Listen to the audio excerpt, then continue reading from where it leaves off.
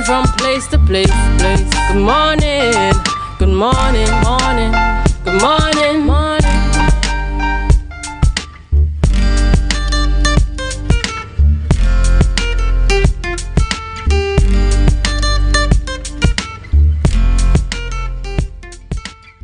Good morning and welcome. Good morning and welcome to Tobago Updates. This is Youth Wednesdays. We are live here in Portmore, Scarborough, Tobago.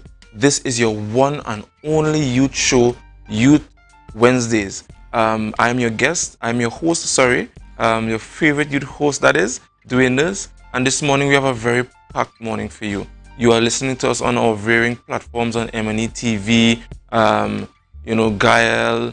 We're on YouTube. We're on Facebook, and all the other platforms that you might know. So I want to welcome you this morning, and it's such a pleasure to be here. I want to thank Tobago Updates for this opportunity, so I could vibes with all my viewers from all over the world and all our local viewers as well. So thank you very much for being here this morning with us. I want to say good morning as well to even my producers. It's such a wonderful morning this morning. Quite hectic, but very wonderful. You see, I'm all dressed in my floral attire, trying to be all best for you guys, and I appreciate it. So this morning it's going to be yours truly only, but I promise that today is going to be a fulfilling discussion around some pertinent issues we have for you this morning. Importantly though, I have a bit of an announcement from the Dad and Sons Foundation. The football tournament that was scheduled for Sunday the 21st could not happen at the Bon Accord recreational grounds because of, in light of the inclement weather that rendered the field unusable for the event. However, just a bit of a late notice, but it has been pushed to today, and it's going to be at the Plymouth recreational ground. So guys, if you were looking out for that football tournament, I urge you to head down to the Plymouth grounds. I didn't get a time, however, but I presume that it might be more in the late evening hours, between probably 6 and 7 thereabout, where after work hours and after school hours, right? So that is it, guys. We want to go straight into birthdays, and we have quite a few birthdays this morning. First, we have Osaze George. Wow, beautiful. Birthdays greetings is coming from mommy, daddy, siblings, auntie, uncles. Woo! You're a support boy on your 17th birthday. Happy birthday to you. I pray that God continue to bless you, and happy birthday from us, the Tobago Updates family, and yours truly. And next we have, very importantly, the man of the hour, the minority leader himself, Mr. Kelvon Morris. Happy birthday to you. Well dressed, sharp, true Tobagonian. Happy birthday to you. I find a lot of people are born in this month, boy. A lot of people. But I want to wish a happy birthday to you from the Tobago Updates family. And I hope that you have a blessed and fulfilled day as well. Second, we also have birthday for Miss Stacia Lindsay. I hope Stacia Lindsay. Sorry for not doing too much justice to your name, but you look beautiful, and I pray that you have a blessed birthday. And happy birthday also from the Tobago Updates family.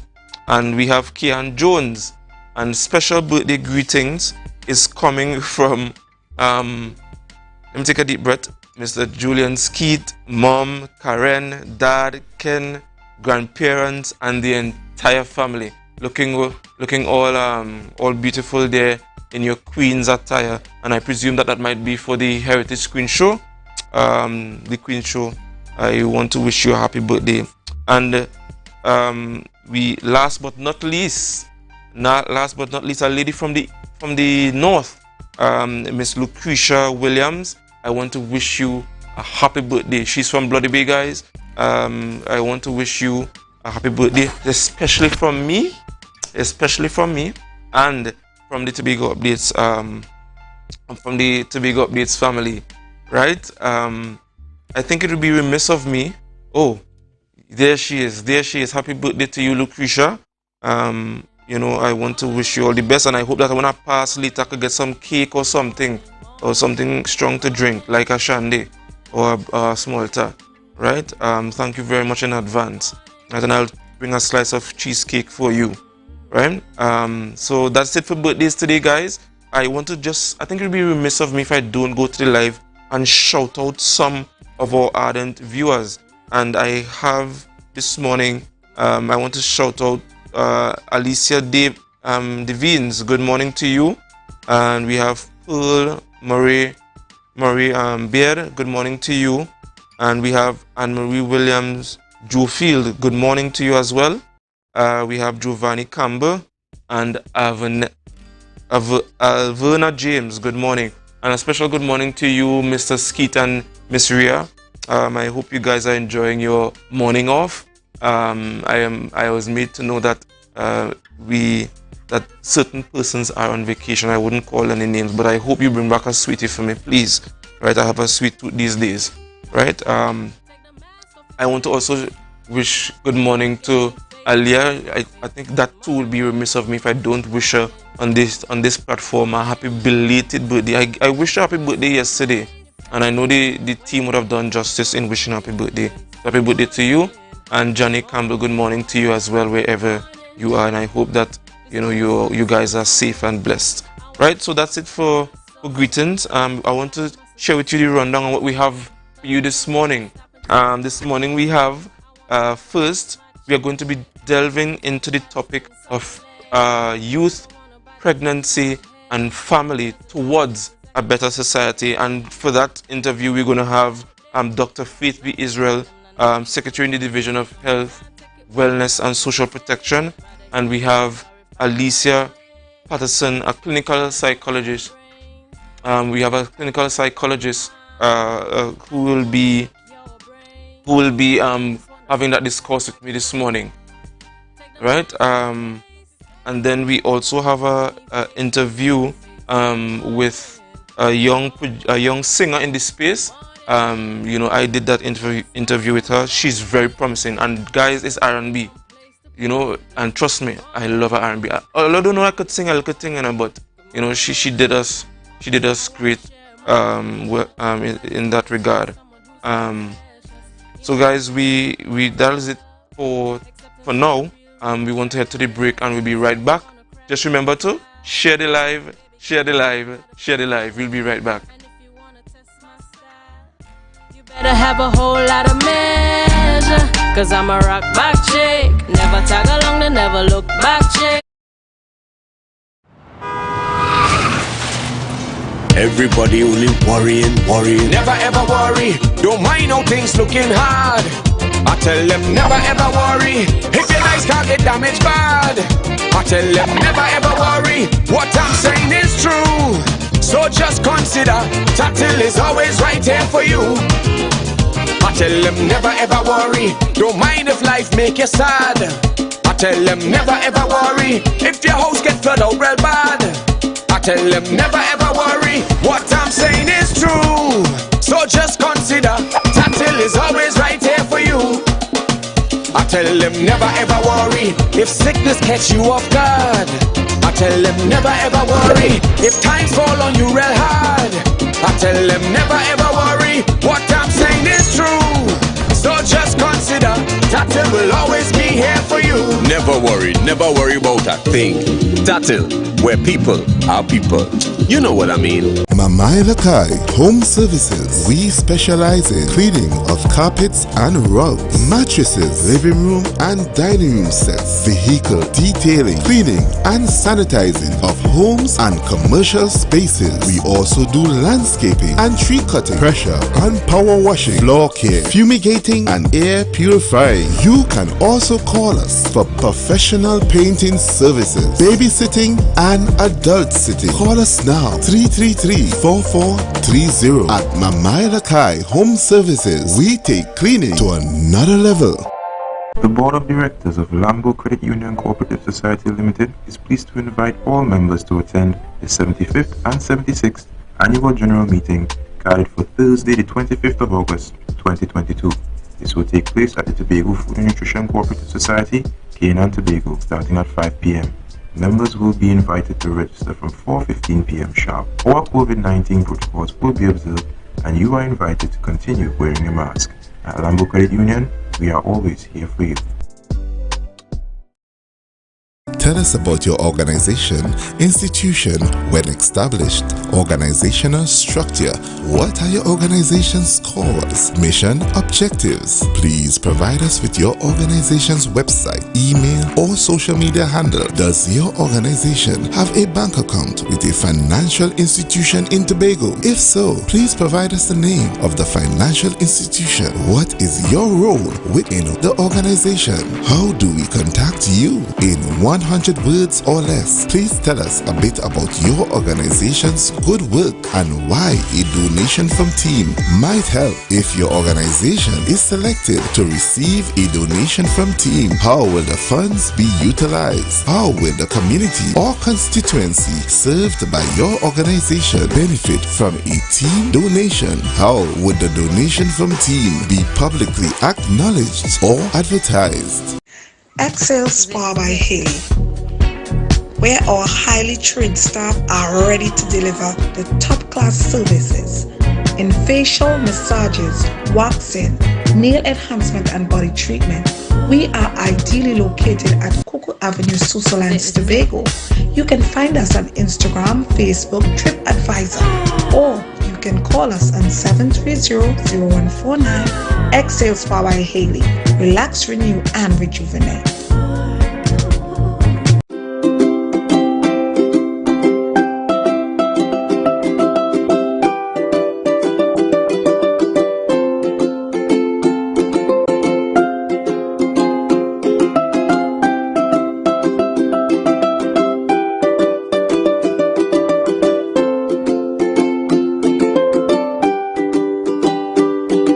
MI4 Security Services Company is the most advanced security service in Tobago. Ask about our cash and transit service. It's safe, risk-free, reliable, and timely. We provide safe banking delivery for all business types and sizes with highly trained staff, 24/7 monitoring, coordinated emergency response, and a well-maintained fleet of armored vehicles. Contact us at 660-7723 or visit our website at www.mi4securitytt.com to sign up today.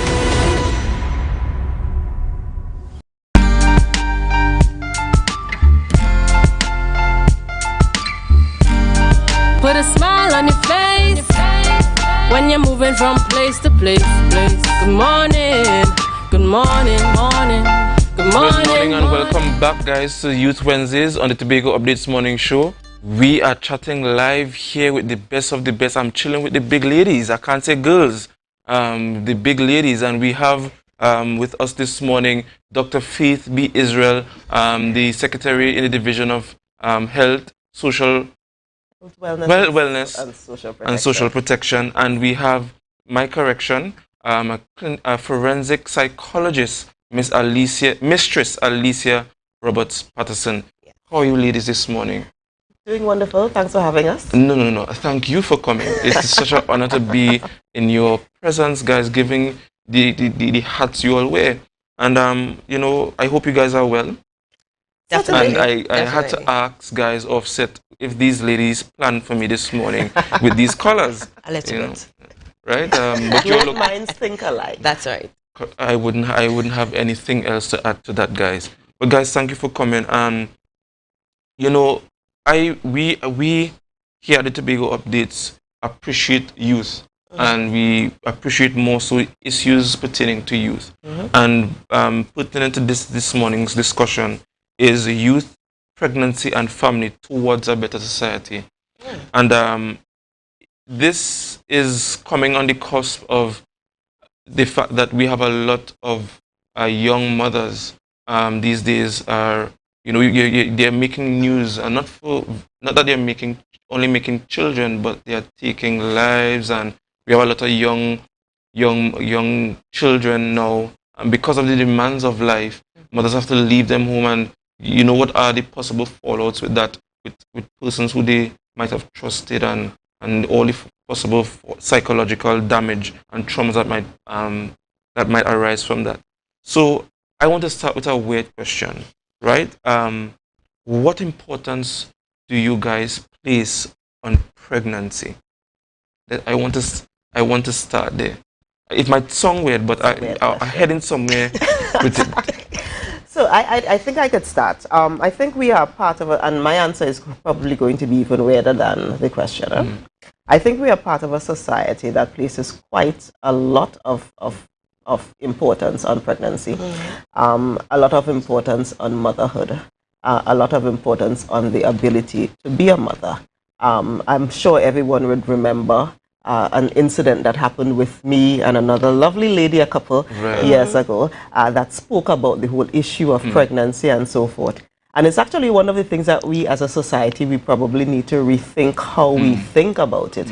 I think in many instances, we place value or worth of a woman or of a female on her ability to conceive and bring forth children.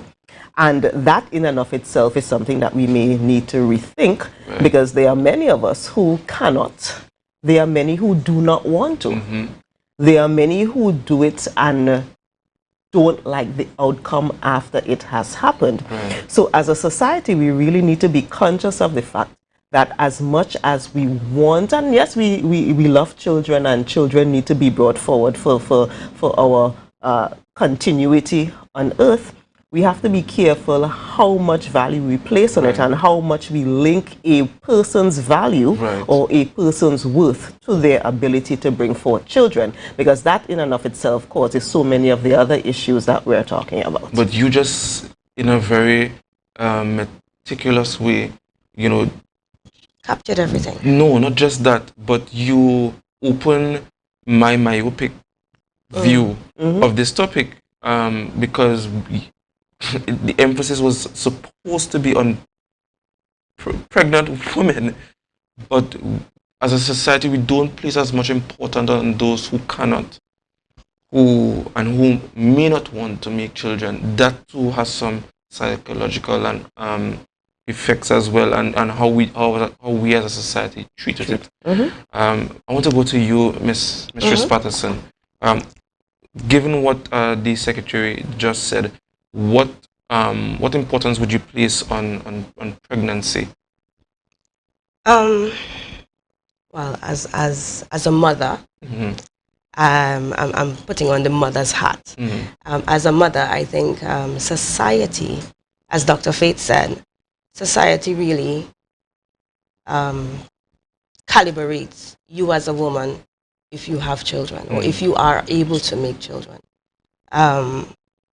But motherhood is not as easy as many people put it out to be.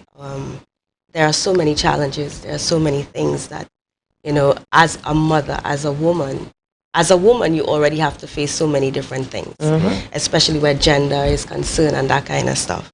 But as a mother, those things are just multiplied. Yeah. Right? When they're here. Yes. I think I remember during my pregnancy when the children were still in womb, it was easy until they came out. And then is when you realize, oh my gosh, this is so much work. Right? And society, yes, I know in our culture we say, you know, it takes a village to raise a child. And I can definitely say, where I am concerned, that had to happen, because I would not have been able to do this all on my own. But I think as a people, we need to look at our women and understand that, hey, not everybody would be able to bring forth a child. But there are some persons who are better able to be mothers without bringing forth a child. There are so many different avenues that we can explore. And we have women who are able to help those who bring forth and are unable to take care of their children. So we need to look at all those different things. Dr. Faith, in light of what was just said, I mean, this is a new administration, and you know, the administration is about what, 8 months old? 8 months. It old. feels way longer, but 8 months. Right. But in light of what was just said, what are the possible policies or programs you think are important, you know, for such a topic like this? Anything at all you'd want to share, or even if, you know, it has not yet been on paper, what you think it might be some of those possible programs? So there's a very, very wide range of policies, very wide range of things that we can do. I mean, it goes to supporting all of the entities, supporting the child, supporting the mother, supporting the family, supporting the systems that are in place. One of the things we've spoken about, even leading into the campaign, is the fact that our workplaces need to be mother and baby friendly. So that is not necessarily something that we've been able to do just yet, but it is something that definitely, when I got my mandate letter from the Chief Secretary, it included the fact that we needed to have in our workplaces baby-friendly spaces. Now, for some, that may mean having a daycare attached to the space. For some, it may simply mean having a room where a woman could breastfeed, or where a woman can pump milk because she is lactating and her baby is still using the breast milk. And it also includes providing the kind of psychological support that is so critically needed, and that is needed for older people, but it is probably even more needed for younger. You know, the division actually has a program called Program for Adolescent Mothers, PAM. That's a program that's been around for quite some time, and that is where the focus is really on adolescent mothers, because, you know, we have a thing where once a girl get pregnant during school time, that is it for she and school. She get kicked out of school, she get kicked out of she house. Exactly. And society. Exactly. So that is a program that continues to work with adolescent mothers specifically. We also have the counseling that is available. And let me pull up my phone now to give the counseling hotline. Please do. Because that is something that is available. We have some of the best therapeutic counselors at the Division of Health, Wellness and Social Protection. So the number for that is 683 8341 683 8341.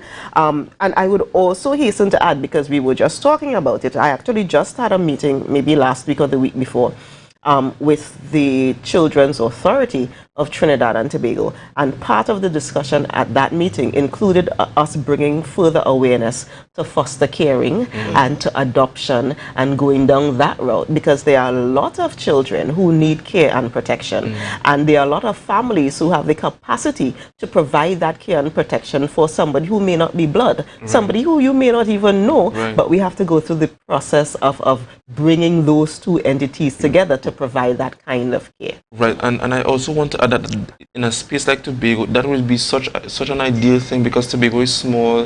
You don't have to worry about, oh gosh, you're going to the next state. You know, like what would happen in those bigger countries. Right. But the close-knittedness of Tobago would be such an ideal place. So even if the mother or parents might not be able, they don't have to worry about not being able to see the child when they can or when they want. And you know, we already do it, because we already we already take care. We already have the auntie that we just drop the child by, and the granny and the neighbor and so forth. So we're already kind of doing it. We just need to formalize it sometimes. But anything at all, Mrs. Patterson, in your experience, you know, I want to jump to teenage pregnancy as well, as Dr. Feet would have mentioned it. Do you still, in my humble view, I mean, I am not always abreast or aware of some of these social issues and statistics relating to them, but I know that growing up, teenage pregnancy was a big thing. You know, do you still see in your profession that still being a issue as it was, or is it increasing, or is it plateauing? Is it, you know, and how do you deal with such? What are some of the psychological and implications and fallouts and so on arising from that? Well, every case would be different, right? So, you know, you normally take it on a case-by-case basis. Some teenagers have the support from their parents or friends and that kind of stuff. Others, once that's done, they are chastised and put out and all that drama. I think our society has been changing a bit in terms of it has become somewhat acceptable for teenagers to get pregnant. We still don't encourage it in school in terms of society, right? We still think that you should finish school before you even think about that. But it happens. Things happen. But what do we do as a parent? What do we do as a society? What do we do? How do we support our teenagers? Because we are not, I don't see it as the end, as was said when I was growing up. If you get pregnant, that's it. Your life done, right? That kind of thing. Now we are more educated. We are more in tune with the world and with things that are going on around us. And I think we have the responsibility to support our teenagers. We all make mistakes, right? And sometimes I ask myself, let me leave that. That's a personal. Let me leave that one. Yeah. But I think we need to support our teens, and not chastise them and not talk down to them, but help them to see whatever the situation is, this pregnancy, as something positive. The child could be the next prime minister, the next chief sec. Right, those are some of the things that you need to encourage with our teenagers, right? And that is support. That's how I see it. I want to jump right into some of the underlying issues with pregnancy, and we'll also touch on the other part of the coin where Dr. Faith started, where we need to place more emphasis on mothers who women who cannot make children and so on. In light of this week I was scrolling through Facebook and I saw where a mother, would have taken the life of her own child. And we're not here to discuss that per se, but what we're here to discuss actually is the issues surrounding that. Is it, what if at all, is that something that is normal at all? And I don't know if I'm asking it right, but can we expect such a thing, given that the traumas from pregnancy, especially being a young person, right? I think with any pregnancy, all kind of things could happen, right? There's no guarantees in your pregnancy. You can get ill, you can lose the baby, all those things, right? But with pregnancy, your body changes. You have the hormonal changes, you have physical changes, and sometimes it's really difficult to say what you would do as an individual, right? Let's say after birth, we talk about postpartum depression, right? Thank you for introducing. Oh, sorry. Thank you so much. Yes, so when you deliver, you have the hormonal changes, your body change. Now you realize, oh my gosh, I can't sleep because I have the baby. And you realize, hey, my life is not mine anymore. Now it's all about the baby, right? And sometimes your mind space, your mental health, sometimes you are unable to cope, sometimes you're unable to deal with all those stressors. Even amidst having the requisite support from your partner. Even though you have the support. So imagine for those who don't have support. Exactly. Right? So I can give you like personal experience here. I remember when I had my triplet, it was real nice, yes, happy. Everybody's alive and well, and now it's time to take care of them. And I think being a mental health officer, I praise and thank God every day for that. So I had the family support. I had my husband, I had my mom, my dad, my sister, persons in the village, my co-workers. I had support, right? And I still found it difficult at times to cope with 3 crying babies. If you understand, it was really and already traumatic. young mothers with 1. Right. It's and I don't think that women get it. No, I don't think all get it. And I know some of you on the live might be asking, but this man bring up this topic? What you know? What you know? But in my little experience on this earth and some research and thing, I realize that we really do get it. No. And support is necessary. Yes. I want to now ask Dr. Faith and to talk about what type of what depression is there when for mothers who just found out that I can't have this child or I lose a child. You understand? So I think that we need to be. Oh, and before you go on, while you could also tell us what programs, policies, if available. Right. Yeah. We need to be conscious of the fact that the same way it is okay for your blood sugar, anybody, random body, blood sugar to go high or low, your blood pressure to go high or low, to discover that you have a cancer somewhere or something else like that. The brain is also part of the same body. And the brain having changes in the brain, changes in hormones in the brain, changing in how the brain functions and how it's interconnected and so forth, that is also part of normal living. So the same way it is okay to say that I am diabetic, it is okay to have depression or to have any other kind of mental health issue, because it's all part of the same body. It's all part of the same body.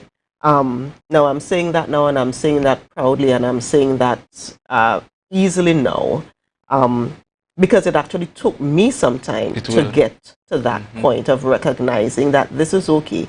And the same way it is fine to go to doctor so because your blood pressure high, it is also fine to go to doctor so because you're really feeling sad for a prolonged period and you're not coping, and you have these children that you should be loving. Honest to God, you should be loving them, and everybody around you is so happy telling you that this is the best thing since sliced bread, and nice. You should be loving them. And in your mind, you know, oh my God, I do not. And I'm saying that because we also need to accept as a society that that is actually something that happens, and it is normal. It is actually common. Let me use that word. It is probably more common than we think. That having these issues is a very common part of the trajectory of life. And treating with it is a very common part. Then that's where we need to get to, where it is okay to go see the therapist. It is okay. The same way you take the metformin and the insulin for the diabetes, it is okay to take the Prozac and to take the whatever you need to take because you have a mental health issue one way or the other. And that is across the board. We need to start thinking about it like that. Sure, you want to say something? Doc, one of the things that we have been trying to actually eradicate is the stigmatization associated with mental illnesses. You know, and our department, the mental health department, has been doing a fabulous, wonderful job. Yes, I must say. And boss, is that true? It is. I totally agree with that. And in terms of, we have been trying to educate our populace. We have been trying to educate our people, making the topic or a conversation on mental health or mental illness something common in your home. Right. You should not be afraid or ashamed to say that you have some sort of mental illness. Right? And that is something that we've been working on. All right, guys. You know, I unfortunately, I would have to close with this question because I know time has been fast spent. Not enough, that is. Okay. But and I know you guys were being very cautious with what you say, but I have heard, I've seen friends, mothers, young mothers, who, if you don't come for this child, if I don't, and I'm not saying that what happened in the news these days is good and acceptable, but it just goes to show that what is normal, right? And there's a great need for society from a policy standpoint and from a clinical standpoint to deal with these issues. Because the truth is, when you have a sound family, you have a greater society. You do. Right? You know, let me just look at my last question because the discussion... No, but let me just say while you're reading that, though, that to show you how common this is and how I have actually had friends who were pregnant and had their babies, and I would get a call, and the call would be, Faith, come. Full stop. Or the call would be, come downstairs, because I am here, and it is here, literally. Here, turn back, and walk, because the mother just had enough. And it was literally, you open the door, and the child is thrown at you, and that's it. Because that is what the support they needed. Now, the good thing is that this person knew that they could do that with me. Right. And that is where I think us as a society, we need to be more kind and caring and loving and conscious of the fact that when someone does say, I need help, that's right. That is what you do. You provide help. That's all. You could ask the questions and do the judgment and all of that stuff after. But when they say, I need help, provide the help. I like that when you said that, because you actually just flashed a nice little bulb in my head. And I think I remember calling my husband and I said, babes, you need to come now. No. And he was like, what? I said, just come. And he was there like I don't even know if it was like 5 minutes or something. I think he was at work. And he said, you're okay? I said, no, I'm not. And he said, go. Take your time. And that sometimes, as Dr. Faith said, you just need that time. You need that me time. I needed to find myself because I felt like I was losing self. I couldn't function. It was all about the children. Right? And I just wanted that time. And I think a lot of persons are not able to bounce back as quickly as I did. I just needed maybe just a half an hour, 1 hour. But some persons need more time and more support.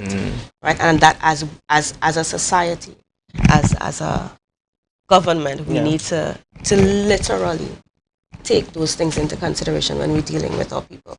All right, guys. Thank you so much. Thank you so much for being here this morning for such a big topic. We took up a lot of time discussing this, but you know, very well spent time that is. And you know, we look forward for more policies and programs to support our young mothers and so on. Not just social safety nets, giving them a food card or giving them a hamper, or you know, meeting them at the hospital or when they have their child, but you know, a prolonged systematic approach in ensuring that families are sustained. I want to thank you guys for being here. Thank you so much. Thank you for lending your expertise. Right, so you guys have a blessed day. And guys, this brings us to the end of this this interview this morning. This is yours truly, Dwayne. We have a lot more for you. Just remember to always share it with me, please. Share the life. Share the life. Share the life. I just want the microphone.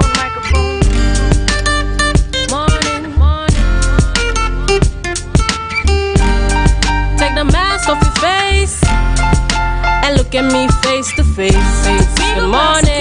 Has been a Leading name for over 37 years in the glass and aluminum market in Tobago. We provide an extensive range of high-quality, innovative aluminum and glass products for commercial and residential use. Competitive prices with superior and professional services by committed employees who are guided by rigid quality standards. Tobago Glass Supply specializes in the manufacture and installation of glass and aluminum products that are essential to today's homeowners and the business environment. We are engaged in marketing, sales, and installation of a variety of products. These ranges from windows and doors to necessities such as mirrors for homes and vehicles, designed and manufactured in-house or imported.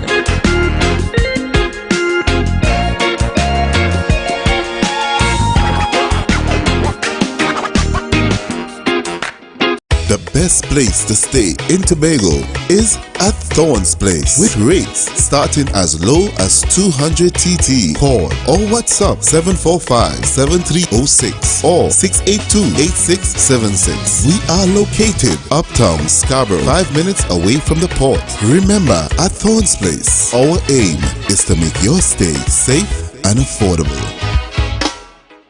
The Street 919 FM and the Tobago Updates presents the Tobago Updates Morning Show live simulcast on the Street 919 FM. Start your day with all the information you want and need with the simulcast of the Tobago Updates Morning Show live Mondays to Fridays from 7 a.m. on the Street 919 FM, the official station that defends the nation.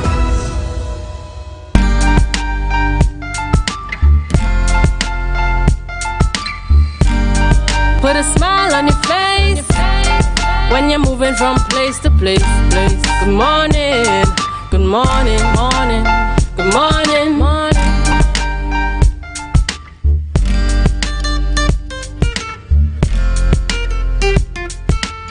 Good morning and welcome. Good morning and welcome. You are viewing us live on the Tobago Updates Morning Show. I'm your host, Dwayne Nurse, your favorite news host, and we are live here in Portmore, Scarborough. Well, not in Portmore, Scarborough this morning, but we are here live at the Mecca Tank. Where is this Mecca Tank? In Shore Park, which is the cultural complex in Tobago. And I must dare say that this is such a beautiful space for the creatives. And I think Tobago has done well with the design. And I'm seeing some banners here already advertising the carnival. So, we are here live this morning to have a conversation about your youth, the creative youth, so youth in the creative industry.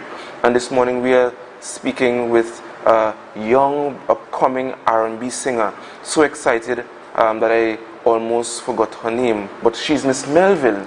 She's Miss Melville. So this morning, good morning to you, Miss Melville. Good morning. And just for my purposes, out of excitement, and for the viewers, just tell them your name, please. My name is Melanie Melville. Right, and you know, it's such a pleasure to have you here this morning. And guys, this is our young R&B singer. This is our young upcoming this is our young up-and-coming Mariah Carey. So a lot happening in this space, and I'm very much pleased this morning to have a fellow young person, almost like myself, getting old, doing such great things. So tell us, what exactly is your creative genius?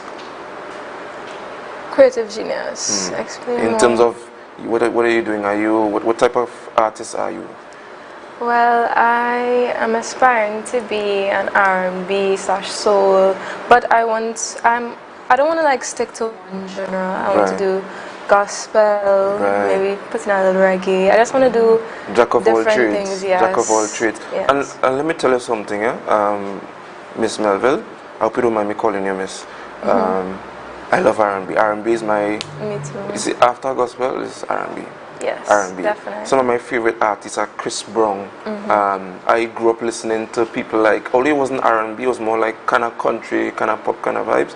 Kenny Rogers. I could sing too, you know, a little bit, right? But not as good as you, right? I also grew up listening to Celine Dion. Yes, I think Celine Dion genre is more like, is pop R&B or something. Pop R&B, Yeah. kind of way. Neo, Usher, well, Chris Brown is my boy now, and we've seen a lot of young persons all the time during the years coming up, and you know, it seems as if that, you know, Tobago has not have any prominent youth in R&B, so it's more like soca or reggae or dancehall.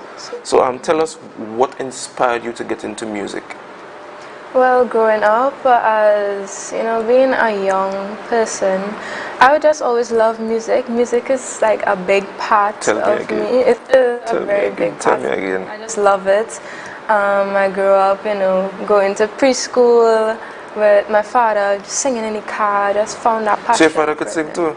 Yes, I always say my father can sing. So is it that you got it from both sides or one side? I could say both sides. My father sings, but my mother has like an ear for music, so she could see if one key is good. Right. But can she sing as well? She could sing a little bit. Yeah, she could sing. Right. The apple don't ever fall far from the tree at all. No, it doesn't. Yeah. So you know, but just tell us, how old are you? I am 15 years. You're 15 years, and what are you doing now? Is it that you're pursuing R&B full time, or you're still going to school? Well, I am still going to school at Bishop's High School. I'm going into 5th form, so I have exams coming up right now. But even with exams coming up, I'm still going to be producing music. Yes, I have a new song also coming out soon. Stay tuned, guys. Stay tuned. Yes, Stay tuned. I'm also trying to manage the time with school and music, but I still want to. Right, but are you pursuing music at the O level at all, or is something that you would want to do afterward in terms of pursuing music? You don't want to pursue it academically? Well, I did want to pursue it academically, but I wasn't able to pick music. Okay. Because of certain situations with the line in school, picking to go into 4th form. Right. But after would be nice. Yeah, it's never too late, and you're very young, and you have a bright future ahead of you. Yes. Right. So we and want I to recently did a music exam, grade 3 music exam. Okay. And I got the results for that. Passed, which is a very good thing. Yes. So it's more like the theory. Yeah, theory. Reading notes. I used to love. Watch me. I used to play the piano. I can't play the piano anymore. I could more play the fool now. But what stuck with me is the theory part of music. So I could read music very well, and that is very good to know how to read your music and so on. So are you a songwriter as well? Yes, I am a songwriter. So guys, I want Miss Melville, I want you to listen to Miss Melville very well, right? Because she has a song out. Just tell them about the song, please. So the name of my song is called Used to Be by Melody, my artist name. By whom? Melody. And that is your artist name? Yes, that's my artist name. Melody. Yes, Melody. Real kind of bougie kind of name. Frenchy. Frenchy, yeah. Yeah. But why Melody? Well, on social media, my kind of nickname on social media is Mela, so I just went by that, but people kind of already know me as. And the J, well, we wanted something unique, but my middle name starts with J. Right. But it's not J-E, but J. So just put the J. The French. You know. Just wanted something unique. I like that. That is, you know. But tell us about more about the name of your song. Used to be. Right, used to be. Basically what inspired me, well, it's an R&B, like love song, heartbreak song. But what inspired me to write this song, well, you know, growing up as a teenager is a very common thing. It happens to everybody, even you, me. Which is? We all go through feelings, take a liking to someone, and eventually they'll have to like go away or leave. And so you're talking about a family member, or? Could be a family member, could be someone you love. But is your song about a family member? Who knows? Who knows? She does not want to say, guys. She does not want to say. I'm trying to get it out of her, but she's being very politically correct about what she says. But I respect that. But I understand that we have somebody that we might like, a significant other in our lives. Yes, It might be a boyfriend, a girlfriend, right? By and large. So this person inspired this song for you, and just take us through that journey and how you pen that to words into a song. Well, it's always been a part of me, like if I'm going through something, I would always put pen to paper to help me like go through it or to get through it better. It actually really helps me. Right, and that's a very, very good coping mechanism as well. To get it out, my feelings out. Nice. Listen, I would be straight and tell the reason why I like R&B is because I love relationships, right? Who doesn't love love? If you don't love, something is wrong with you. And R&B helps bring out that type of fairy tale type of that side. And R&B to me has always been very strategic in how we speak about different situations in relationships between persons. So sometimes I listen to a song, one of my friends and them got tell me, "Mom, you at a bank?" Or no, it's not that. I mean, but although you have songs for that, but they have songs to put you in the mood and so on, Yeah. So when did this song come out? It came out. Well, actually, no. I wrote this song in March. Basically, like you could say, a day. I wrote it in, and a few months after, I went to. She wrote it in March, right? And March is the best month of the year. Yes, and last month I think I went to record the song by Andy Wilson's Music Center, right in Marys Hill. Right, big up to Tobago producers, by the way. Yes, I went to record last month, and I think it's 9 days ago I released the song on YouTube. And just share with the viewers what is where they could subscribe to your channel and share and like this song. Well, you can find me on YouTube at Mella J, MELLA, capital J-E. You don't have to put the accent, but you'll still find me. And you can find me on Instagram at itsmella_J, just the letter J. Nice. And it seems as if everything for you is impeccable timing. Everything come together in this special timing. The song was released a couple days ago. You're expecting. I think you're going into fifth form. Yes, fifth right. form. And Friday, something else is special is happening. Friday, something special is happening. Which is what? My birthday is going to be Friday. I'm turning 16. Guys, I think her parents, her manager, thought it was best, to give her early birthday present, just to help her to get more traction and things. I think it was strategic of them to do that. Was this your doing? No, it wasn't. It wasn't. No, it wasn't. Okay. But happy birthday to you in advance. Thank you very much. And I more than ever want to see you become the next greater than Rihanna, greater than Beyonce. I'm listening to your song. It gives that type of hope, and I know you're going to inspire other young creatives like yourself. Yes, right? Thank you very much. Right, so I want you to sing a piece of the song for us. Afterward, before we leave, we're going to play the song for the viewers. So just give us a line or two now. Let me hear beginning or bridge? Exciting part? You can give it the beginning and the bridge. Okay. Healing, oh no. Feelings, oh no. Healing, whoa, whoa. I thought it would never end. A broken heart that could never mend. So sad to see you go. We've been through the high and low, and I'm so scared to let myself go.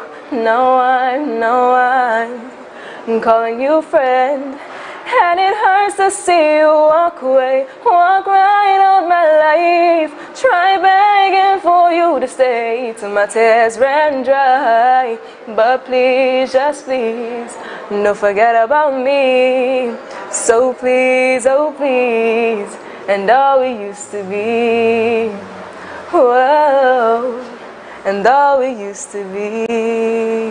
Whoa, whoa. Yeah, man, that is what we're talking about. And you're listening with Sheena, guys, but I didn't want to. I want to ensure you do justice to your song. You know, sometimes when you're listening to a song, you put on a song in your car, or your friend put on this song in the car, and you start to sing along. They'll ask you, who sing this song? Well, and they'll tell you, and they will tell you, well, let you sing it now. I didn't want you to do me that. I'll just cry easy, right? So forgive me, right? So, but you that, and listening to you, I cannot see. When I compare you to all the artists that I would have listened to during the years, that you sung anything peculiarly like them per se. You bring your own uniqueness, in terms of your vocals and so on. And I hope that you also capitalize on more training as well to further your craft, because you know, when you become great, your island becomes great, and I know that you are a patriot of this island, and indicative by what you're pursuing now, and I know you're going to make your school proud as well. So guys, this is the end of our interview. Unfortunately, I want to thank Melanie for coming, and Melanie for bringing a whole awesome self and an awesome song. Guys, please subscribe to us YouTube channel, and just remind them where to subscribe, where to follow, and where to share, please, before we leave again. And find me on YouTube at Mella-J, M-E-L-L-A, capital J-E, accent or no accent, I think you'll still find it. And you can find me on Instagram at ismella_J, just the letter J. All right. So guys, please just remember this song is used to be that USED to be, right? Please follow this song, share it, like it, and thank you again for being here, guys. We just want to encourage you to share the live, and listen to a piece of this song. Don't forget about me. So please, oh please, and all we used to be. Whoa, and all we used to be.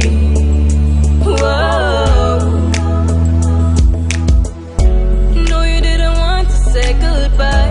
I know you didn't mean to make me cry, but I'm gonna be just fine. I can't get you on my mind. What if you leave me all behind? That's fine. God, I'm telling a lie. It just hurts to see you.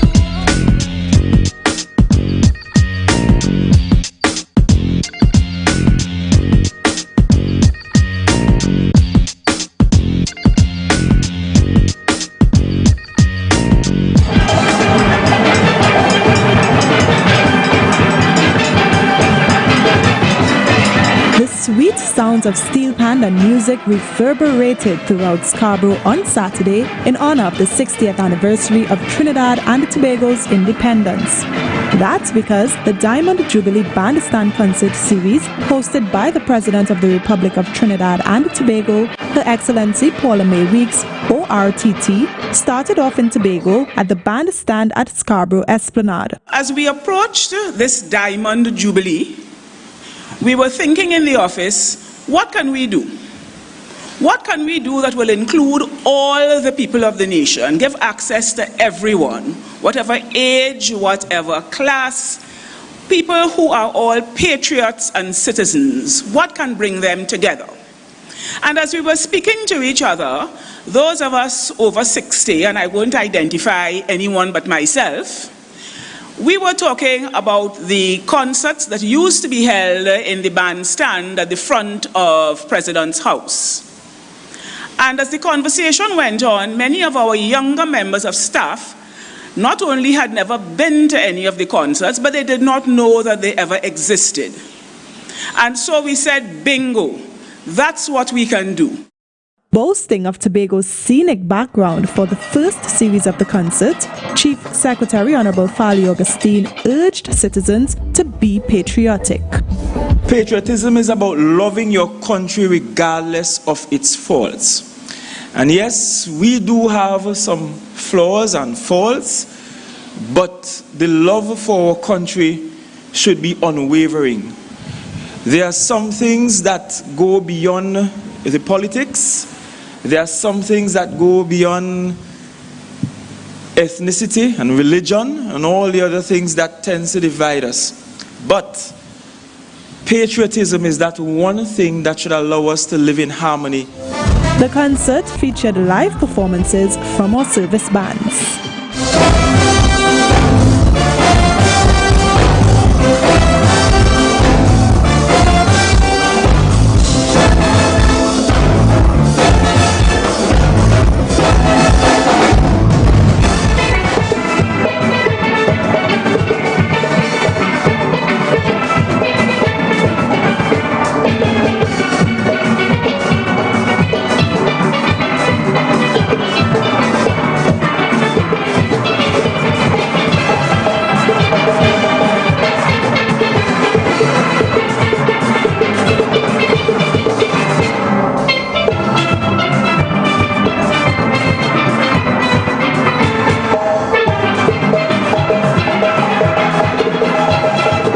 The concert series ends on September 4th, and all concerts are free to members of the public. That was a production of the Department of Information, Office of the Chief Secretary, Tobago House of Assembly.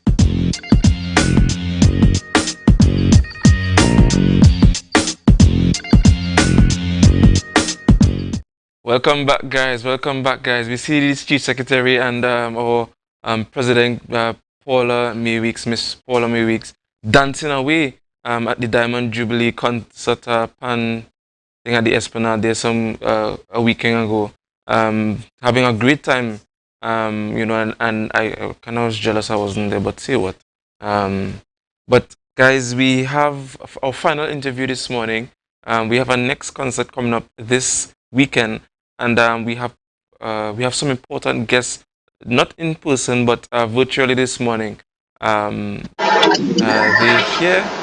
Hey, Mr. Positive and Blessed Messenger, man. Yeah, man. blessed love every time. I don't know. Nice, man, nice, man. But I want to say something. It's Positive and Nicky Rimple. I had to say it. I had to do it. Blessed Messenger, what's up? Hi there, cool man, taking it easy. I don't know. I really love your guys' music, but we're not really here to talk about my love for your music. We want to we have a special concert coming up this weekend. Just tell us about that.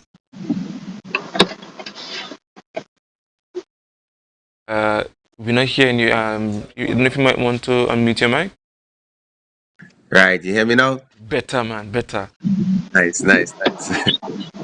Yeah, well, this Sunday is all about Open Heavens happening at the Shaw Park Complex in Tobago. You know, myself alongside my brother Blessed Messenger, Minister Marvia Providence from Canada, as well as Jara Nurse, Nicky Rimple, Samuel Maidas, you know, and there's so much more. Chantal Lindsay Access Ministry. So it's going to be happening from 5:30 p.m. at the Shaw Park Complex. You don't want to miss it. Come out to your numbers. It's called Open Heavens. Open Heavens, man. Blessed Messenger, what do you have to say about this event? What is this? What is this? What is in this for you? I know it's quite obvious, but by the way, people don't feel or leaving here without singing a little thing for we each.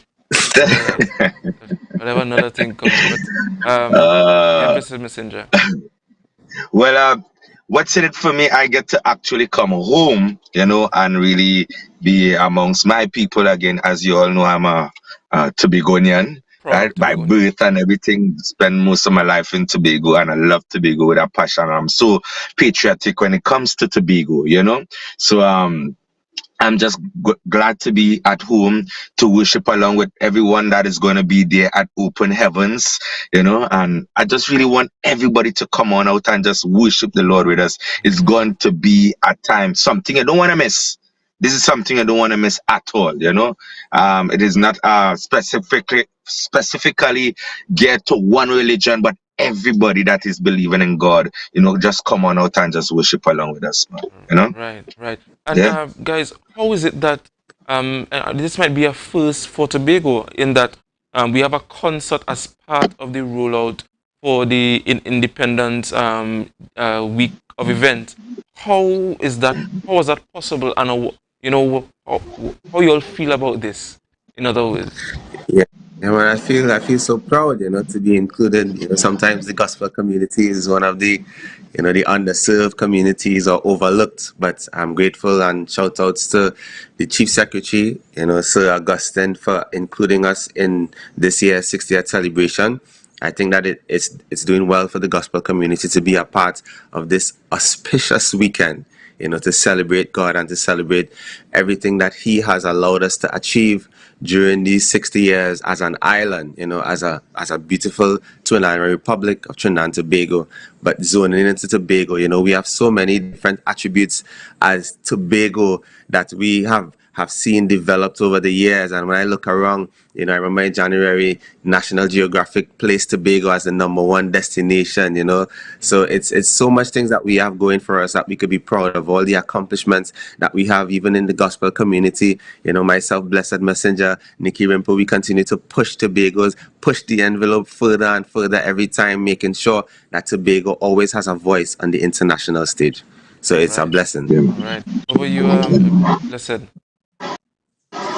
Boy, I'm just glad that we've been recognized, for a lot of times, a lot of years, gospel has been taking the back burner, I've been given the back seat, but to see that we're included in this, and the celebration of our lovely Twin Island, and as Joel said, zoning in on Tobago. I'm so proud, I'm so glad, and I feel like we've been really working hard towards getting this out there, getting the word out there, getting the people ready. We've been through a tough 2 years, with the pandemic and all this kind of stuff. So to actually be able to gather, and worship God, together and be added to, a list with other things and everybody else is just a blessing. It's just a blessing. So I'm just thankful that it's recognized, and thanks to the Chief Sec and the whole establishment. Love, man. Done. Right, man. So guys, I want to get right into some of the questions about the event, right? Is it a free event? Where do I get tickets if I have to get tickets? If I could bring up +1, some of the rules against me. Listen, you could bring up +100. I would bring alcohol. I could bring a case of Malta or something. Just tell us. The tickets are $150 at the Shop Park box office. You could get it at Pablo Supermarkets in Argyle. You could check Penny Savers at the Western Union desk. You could also check Dominion Appliances and Gift Shop in Scipio Chase in Canby, or online at tovatickets.com. For those of you who don't want to leave your home, you just want to log on to the World Wide Web, you just type in www.tovatickets.com, and you'll be on the inside. Yeah, come through. We have everything for you. Bring your +1, your +2, your +10, your +20, and just let's celebrate God in a big way. All right. What to wear? I mean, do I have to wear church clothes? Do I have to? Well, you know the soca man is going to be there, Blessed Messenger, so you have to wear something comfortable. Hey, and who is this lady? Who is this lovely lady joining us this morning? Nikki Rimpo. Yeah. Nice to meet you. Listen, my cousin, Positive and Blessed Messenger, so much, I don't know, but nice for joining us. We were just asking them, what does this event mean for you, especially given that it might have been a first for the gospel fraternity to be a part of the 60th anniversary for independence rollout.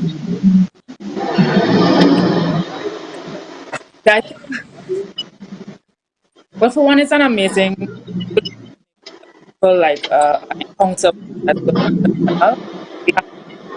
We're not hearing you very clearly. Do a little Can you hear test for me. Yes, go ahead. Yes. All right. So I think to me this event will be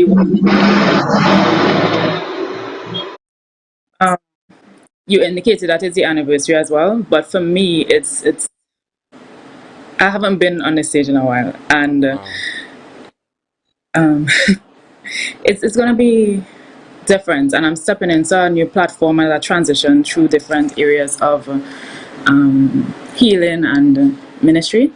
So for me, it's gonna be special. And then yeah, I'm taking the stage with a lot of what I would consider to be big brothers. I know I probably never said it out loud, and they never heard me say it before, but I consider these guys like Positive and Blessed Messenger to be big brothers to me in the ministry. And I think Tobago, well, generally the world needs it because of the content and what's going to be delivered in this event itself. I think people need to have the blessing, people need to have the encounter, people need to be soaked in the presence.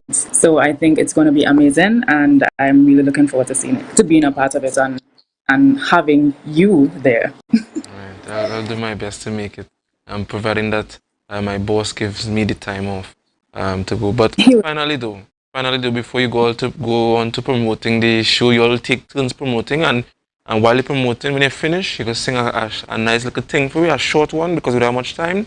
So Mr. Positive, Miss Rimple, and Positive will end off with a little piece, with a little snippet of a song. Right? My final question is, should I walk with my sword? Great, yeah. No? And viewers, I'm talking about the Bible. The Bible is called a sword. I'm not coming there to make any conclusion of the thing. I know I'm not a coast guard, but should I walk with my Bible?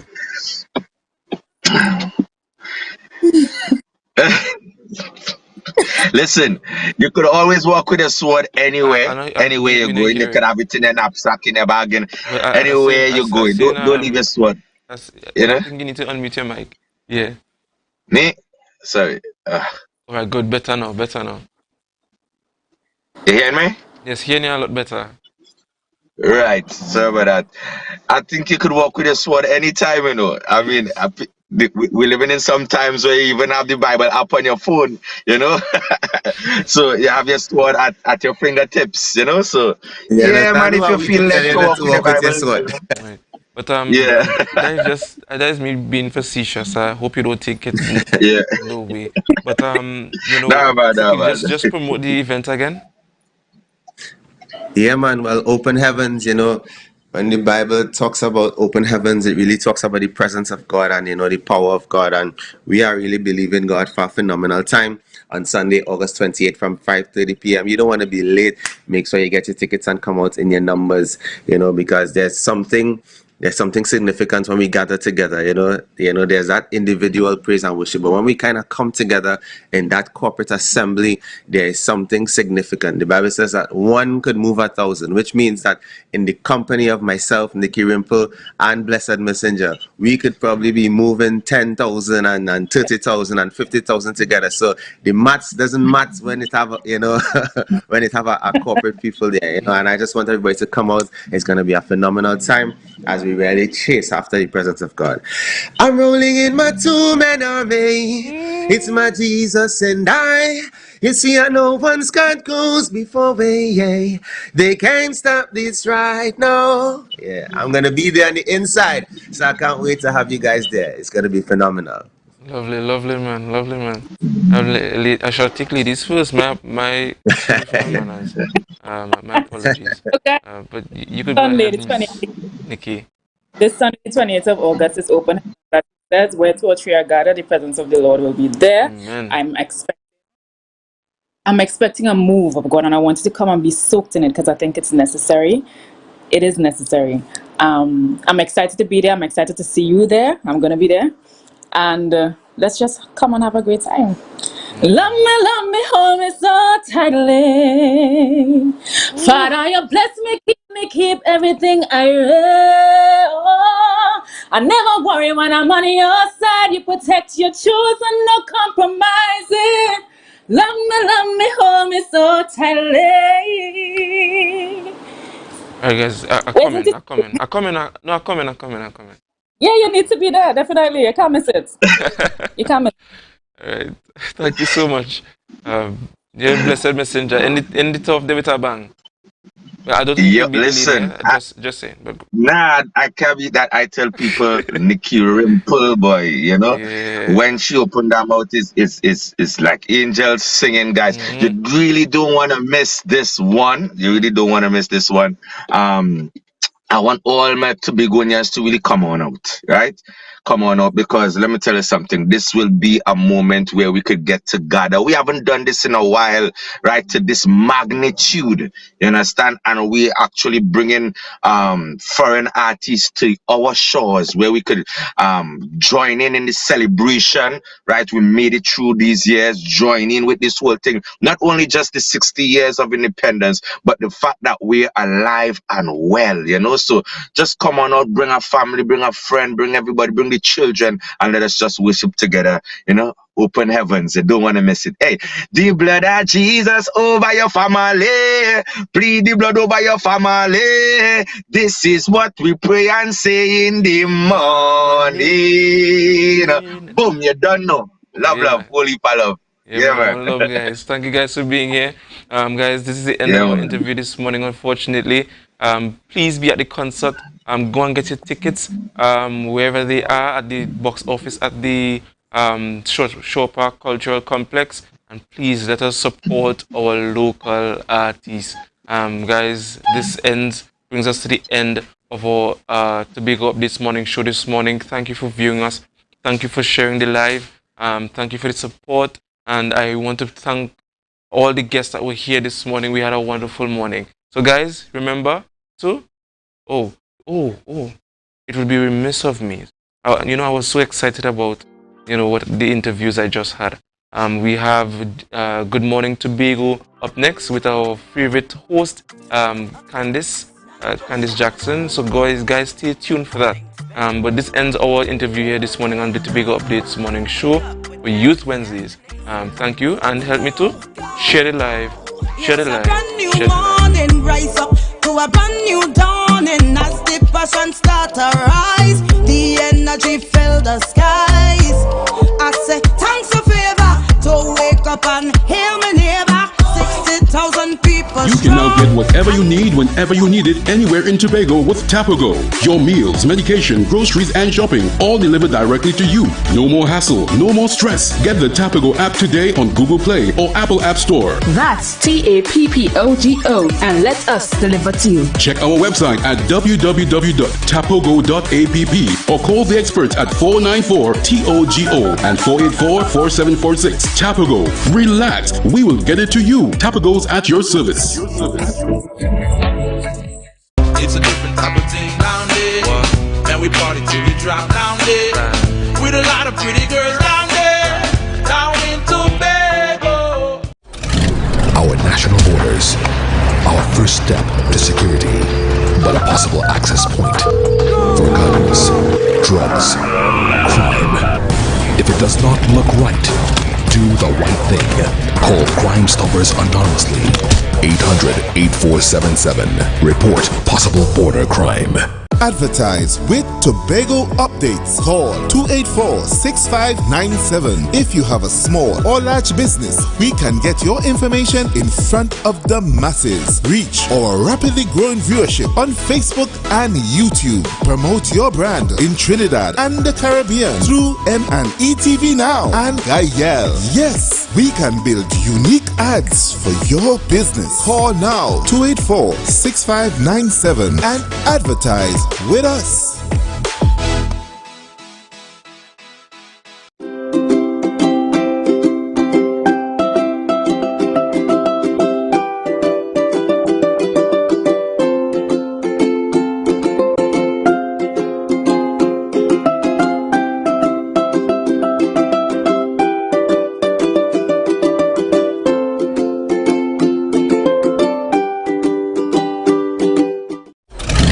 Our national borders.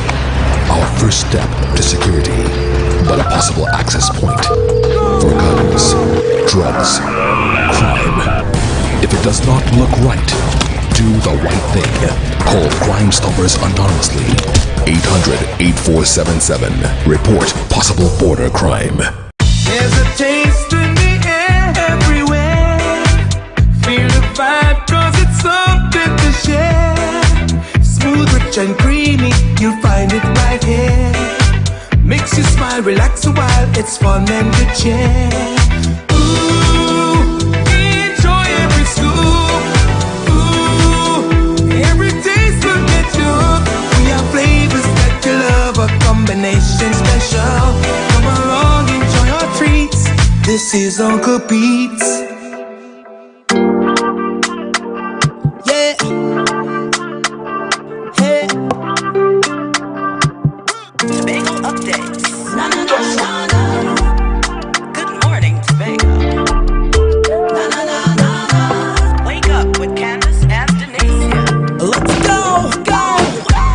It's a brand new morning, rise up to a brand new dawning. As the passion start to rise, the energy fill the skies. I say thanks a favor to wake up and hear me neighbor.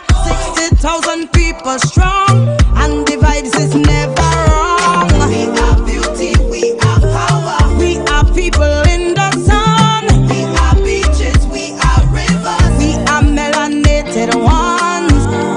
We special and there is no denying. Tobago is number one. I am you and you are me.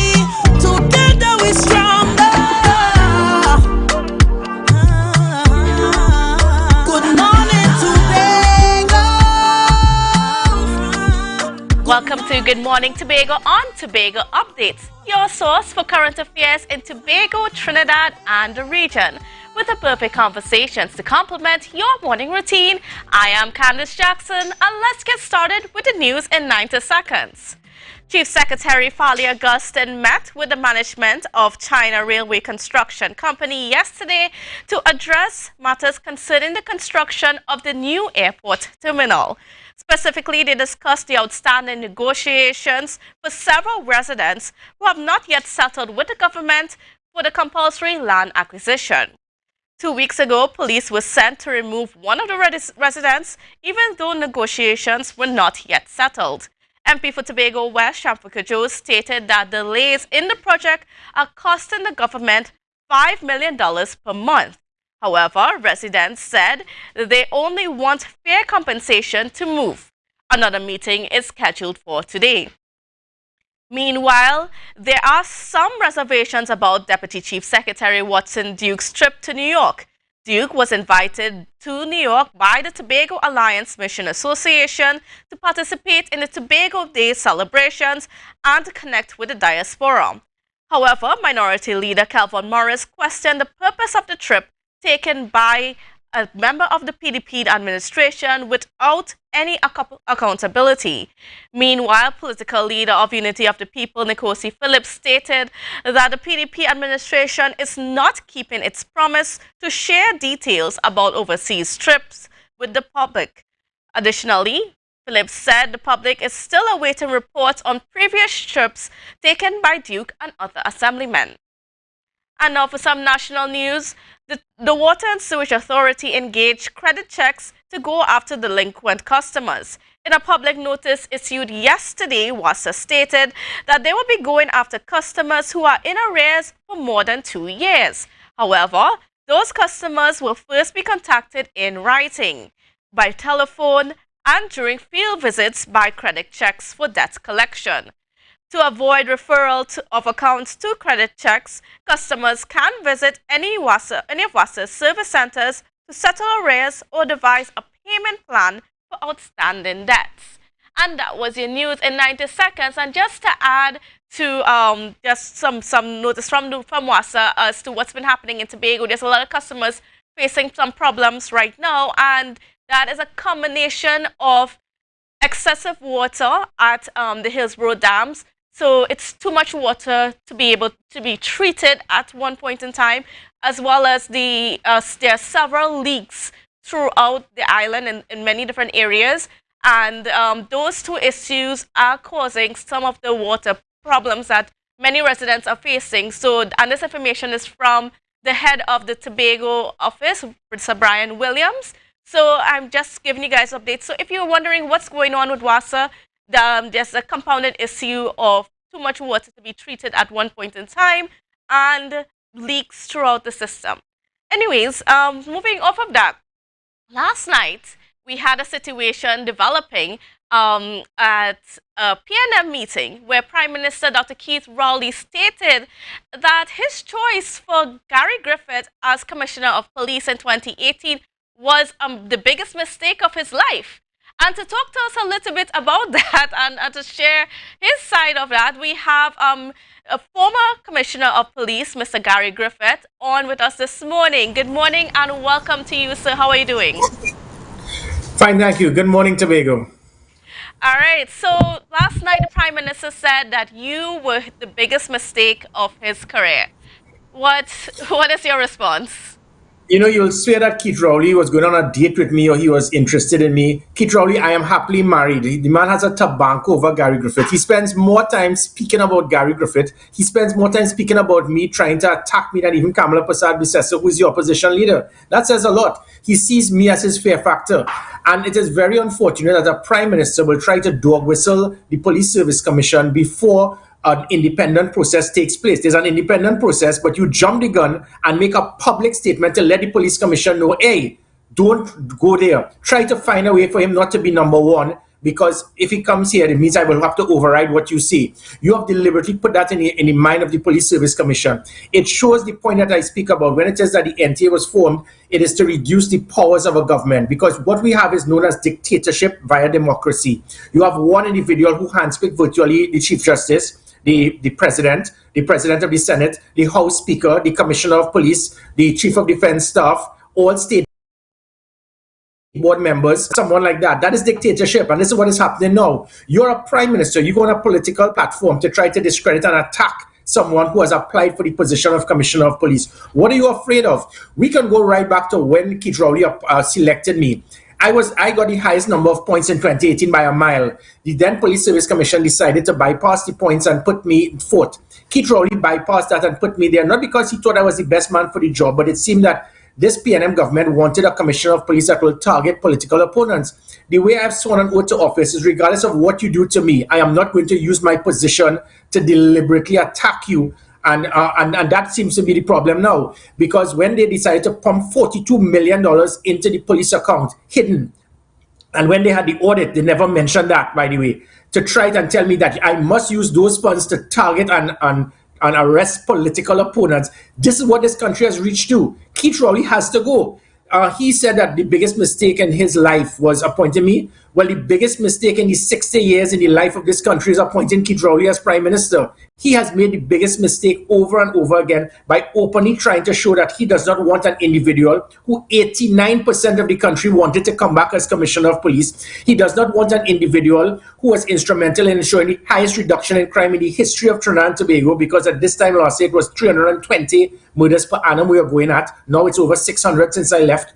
He did not want to have someone that took public trust and confidence from 14% in the police service to 55%, and now it is back down. He sees these things as a mistake, and it is sad what he has used in an attempt to try to discredit me, because what the PNM is very good at is that if you cannot control the individual, you must try to destroy them, and that's what they are doing. Mr. Griffith, just like the email.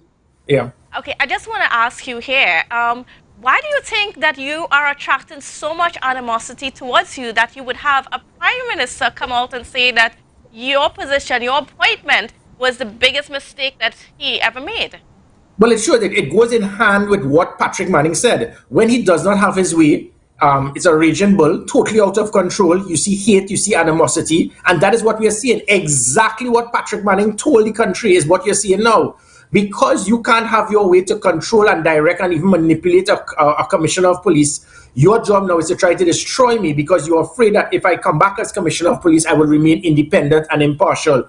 You're afraid that Gary Griffith has that type of national support and appeal that can cut into the rank and file even of the PNM to some extent, and definitely those 150 to 200,000 floating voters who are not PNM or UNC till they're dead. And that 200,000 is always the catalyst to decide the general election and even local government. So he has realized that Gary Griffith now has that capability. So his job is to try to destroy me. And the destruction has to do with firearms. Keith Rowley has spent more time putting concern about law-abiding citizens getting legal firearms to protect themselves, to stop their wife from being killed, to stop their daughter from being raped, to stop their sons from being kidnapped, to protect their assets. He has shown more concern about that than criminal elements having illegal firearms. 100% of all murders committed by firearms in the last 4 years have been by illegal firearms. But Keith Rowley has the audacity to feel that the country is so naive to believe that legal firearms is the concern that made him have the biggest mistake. No, Keith Rowley. The fact is that legal firearms is critical towards protecting citizens from criminal elements. Do you think that more citizens having those legal firearms, and of course, perhaps with the knowledge and the skills and the training of how to use them, do you think with that might help in reducing some of the crime that we're seeing? It happened. The facts were there. At this time last year, we were going at 320 murders per annum. Law-abiding citizens were getting legal firearms, and not one legal firearm was used to commit a crime. Not one was used to commit a murder. Not one was lost. Not one was stolen. So it showed that the systems we had were accurate. If Keith Rowley is so concerned about legal firearms being issued, he should tell the country which senior government minister harassed me to get a special permit for a legal firearm to kill his pigs. He should tell me which senior government minister continued to harass me through another senior government minister to get explosive licenses for a certain friend of his in Tobago for explosives without an OSHA approval.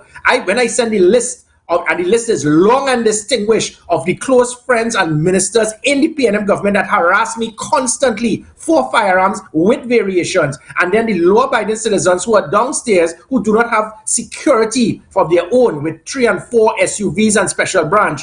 And when I provide weapons for them, you are concerned? No, he was never concerned. This is a red herring, and he really attempted to use that. You have hired 3 sets of audits. You hire people, pay them hundreds of thousands of taxpayers' money, which means obviously you could actually direct them to print what you want. After 2 years, the Barrington report, the Stanley John report, this new audit again with 3 retired police officers who for decades, whilst in the police service, never arrested one person for legal firearms. You have done all of this and not one suspect, not one arrest, not one charge based on these reports. You have misled the country. You have deceived the country. There's nothing that showed that the legal firearms was an issue. You wanted to use that as a red herring in the hope that this country was naive. They did not buy it. And the more he attacks Gary Griffith, the more he goes into quicksand, the more support he continues to lose, and the more support that I get. So it is just working directly against what Keith Rowley's intention is. Now, I want to move to another matter, and this is in terms of what's going on in the country where crime is concerned. Now, a couple of days ago, we had the acting commissioner of police, McDonald Jacobs, stating that, he cannot solve crime. And this statement has been met with mixed reviews amongst the public, because the public is now wondering, okay, then what do we do? How do we react to this whole crime situation that is getting out of hand?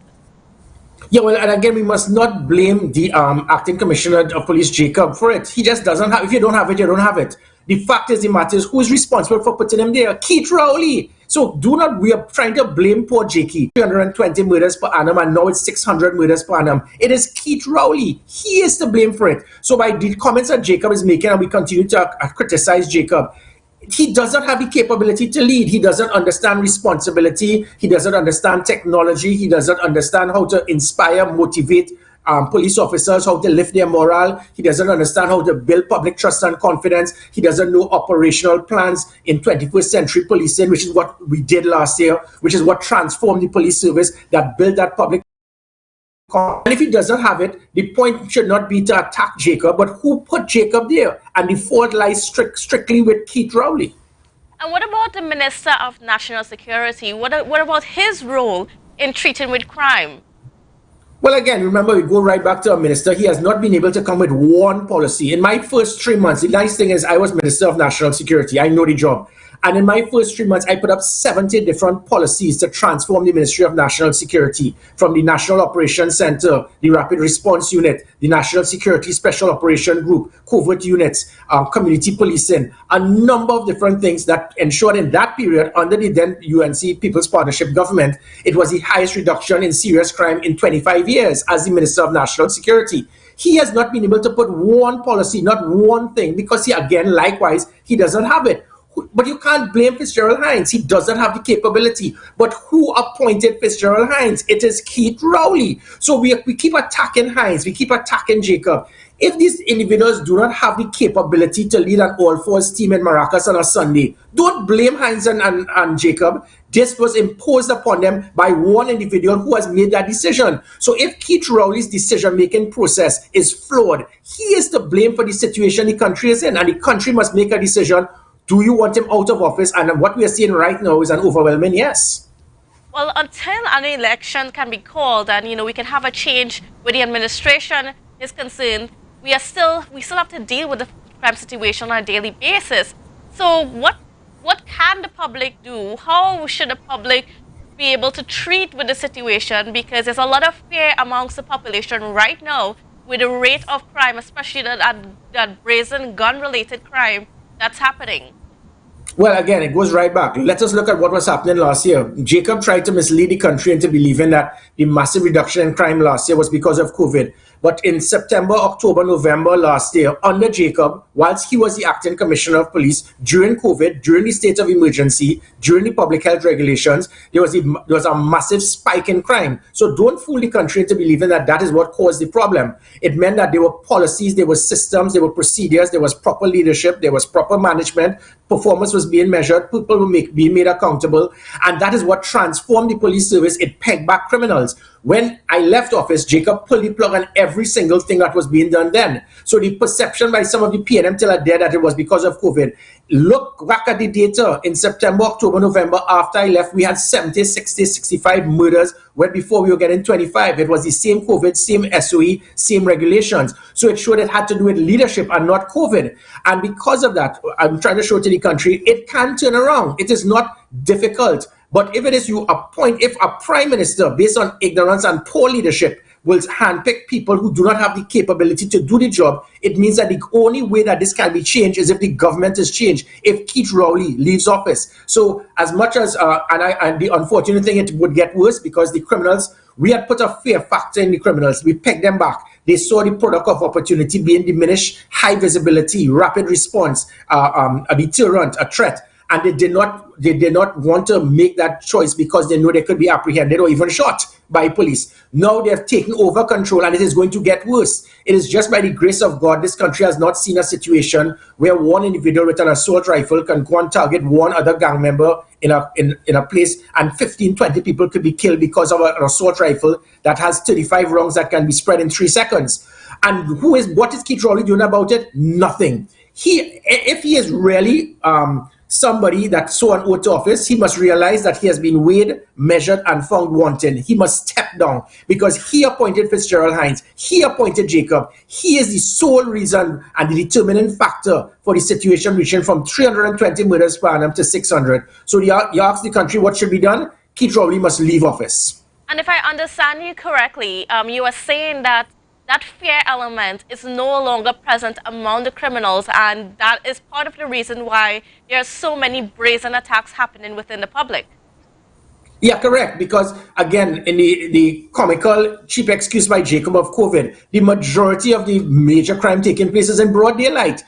People jumping over walls in home invasions, people killing persons in broad daylight in downtown Port of Spain, Arapita Avenue, and so. And so it means that whether it was COVID or not, state of emergency or not, people were allowed to move freely during the daylight hours. So it is not that, well, there's a state of emergency and during the SOE, people can't commit crime at night. Most of the crimes are taking place in broad daylight. So it had nothing to do with COVID and SOE. It has to do with the criminal element, understanding that there's no fear factor.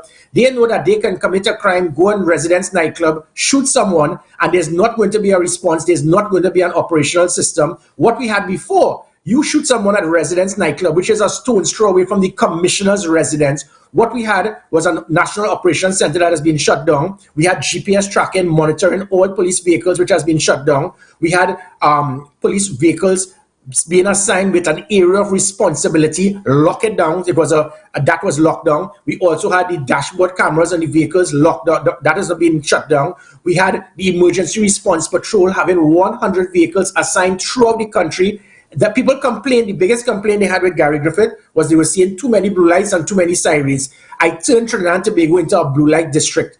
And because of that, that criminal would have known that had he done this, immediately the NOC would have triggered, the GPS tracking of the vehicles would have been there, we would have locked him down because you could only go through St. James, Arapita Avenue, Travis Road, around the Savannah. All the cameras would have been monitored, which is no longer taking place. The 999 system was effective. You have shut down everything. So the criminals are aware of that. They know they can kill someone in broad daylight and walk away, and there is no concern because there is no deterrent. Who is the cause of that? Not the police service, not Jacob, not Hines, but the man who is responsible for making the decisions. And this, Keith Rowley, he claims that this is his biggest mistake appointing Gary Griffith. No, Keith Rowley, the biggest mistake in Trinidad and Tobago after 60 years, we are going to be pensionable, is appointing you as Prime Minister of Trinidad and Tobago.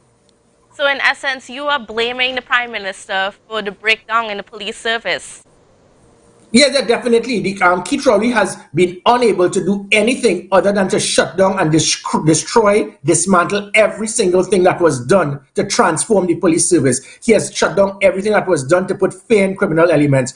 All he has done, however, he has put more time in trying to find ways to prevent law-abiding citizens from getting legal firearms than putting one thing in place to get criminal elements not to have illegal firearms. And as I said, 100% of all murders committed have been by illegal firearms. So by having these audits that you appoint, you hand select, email gate part 2, don't feel that you could fool the public. You have now appointed 3 police officers who each had 30 years experience. A decade ago, they left the police service. They probably don't even know the type of weapons now. They do an audit. But whilst they were in the police service, they never arrested one person for abuse of authority of issuing legal firearms. You bring them back, and then everything they have on their report is it is alleged, it is rumored, and we have heard. This is just a simple avenue used by governments in this country to appoint people who are close to them, come with these files, these reports, and babble it in Parliament. It serves no purpose. It is an avenue to discredit political opponents. That is why Keith Rowley wants to bring this in Parliament, because he is a coward. I dare him to say that in public, because I will sue him for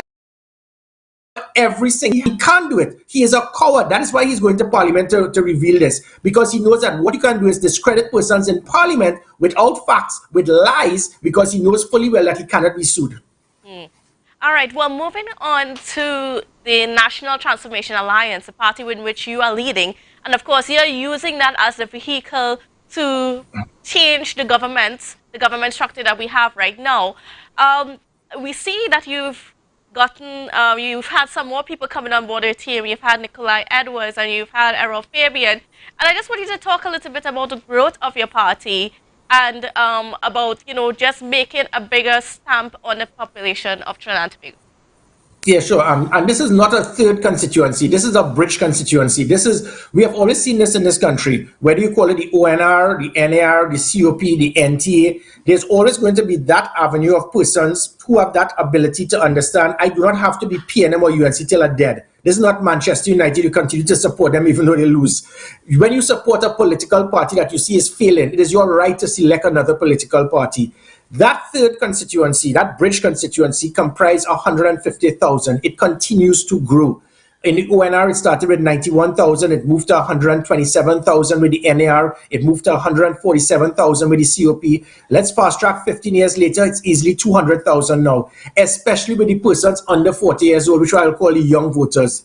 And those voters are ones who are not going to say, Daddy, Mommy, you cannot tell me who to vote for because this is a PNM or UNC house. In fact, those individuals who have that ability to, through technology of Instagram, Twitter, Facebook, they are educating their parents to tell them, no, listen, stay in PNM till you're dead or UNC till you're dead cannot help me, cannot help the economy, cannot help health, education, national security. We must select the best persons we see fit, regardless of their political affiliation, and say, listen, This time around, I think this party is the better party. That is how the younger persons are operating. And this is the NTA. We have the vast majority of those youth votes as well. So what we are doing is providing an avenue. We are not here to try to split votes. We are not here to try to join with other parties. We are here to provide that support and representation of those 200,000 plus who are looking for a better Trinidad and Tobago. And what the NT is doing, when have you ever heard a political party being formed and their deliberate intent is to get into government to reduce the powers of a government? Because that is what we need. We cannot have a government that can have dictatorship where they will handpick every single major player in governance, and then with that now you go into parliament. Our parliament is a joke because the prime minister handpicks the speaker of the house and the president of the senate, who will then direct every single thing that the opposition says, throw it out, support anything that the government will say. This can't be democracy. This is hypocrisy. And our job as the NTA is to ensure that there's proper governance. We intend to transform Trinidad and Tobago, and you're going to see that alliance, an alliance of the best minds available to transform and turn Trinidad and Tobago into the country it should be. We have the local government elections coming up later this year, hopefully later this year. Are you guys going to be contesting those elections? Yes, but because of the situation with the Commissioner of Police, I can advise the country that, from what I have heard, Keith Rowley, fear factor. There are many people inside of the PNM who are very strongly supportive of me, and I know everything that is being done. He's going to postpone that election because of the fear factor and the rippling effect, the repercussions that he is going to get by trying to reject me as Commissioner of Police. It is going to hit him hard. It is going to hit the PNM hard, especially when crime continues to increase, and he is not going to reject me as Commissioner of Police or try to influence the Police Service Commission later this year, and then at the same time automatically go into a local government election. It is going to be political suicide. So he's going to postpone it till probably next year. Having said that, when you form a political party, the reason you form a political party is to be involved in politics. So I would like to believe that the NTA would be involved. This is my personal view, but this is not a one-man political party. We have some of the best minds available assembling together. It is going to be, it is a strong battle lineup we have, and that strong battle lineup is going to assist and be all involved in the decision-making process. As it is, my personal views that I would like to see the NTA take part in the local government election and every election whilst the NTA still exists. And when can we see a rollout of, some of that powerhouse that you're talking about? Well, we've been seeing it for the last 2 weeks. We've been seeing some of the players, Lauren Pouchette, who was a very senior member of the Congress of the People, Nikolai Edwards, who was a political leader of a party. We've been seeing Dr. Khan. We've seen Errol Fabian. So Commander Dindial, who was one of the most respected senior officers in the Coast Guard. So, and then when you look at the battle lineup we have compared to some of the other political parties, it's a chalk and cheese. And there's a reason for that, because what we are doing is, what is very sad is that many political parties have individuals who represent them that really and truly people will not recognize them, because we started losing quality persons to represent and govern, or to serve, I should say, because of the nastiness in politics. Because one of the main things the PNM is good at is that if they can't control you, they try to destroy you, and they will do everything to destroy your credibility. We have been bombarded with thousands of persons in the private and public sector who are supportive of the NTA, but they are afraid to say anything and come publicly because of the intimidation, the dictatorship, the abuse, the victimization that they will get from this PNM government. They are afraid. So we have that support, but there are many others now who are willing to step up, and that is the reason why you have a select team of qualified persons who have the ability to transform Trinidad and Tobago. So you have seen the names. There are many other names to come. Every 2 or 3 days we continue to roll it out. And when you look at that compared to some of the others that you have seen in other political parties, it is chalk and cheese. Are you guys planning to reach out to Tobago as well? Is this going to be part of your mandate to have a political force on the island? Yes, definitely. In fact, we have a position for the executive member to represent us in Tobago. I can't see how you can be a political party for Trinidad and Tobago and not have representation in Tobago. So most definitely, there are certain individuals we are speaking to. Again, there will be some eye-openers, and the same way that you're seeing it here in Trinidad. So definitely we intend, this is not a political party for Trinidad. This is a political party for Trinidad and Tobago. All right. And how soon can we see those inroads? Well, as I said, every 2 or 3 days we continue to roll it out. We today you will see yet another name, and in 3 days. So we have an executive. As I said, it is very powerful, but it is not just an executive. What we also have is what this country has never seen before.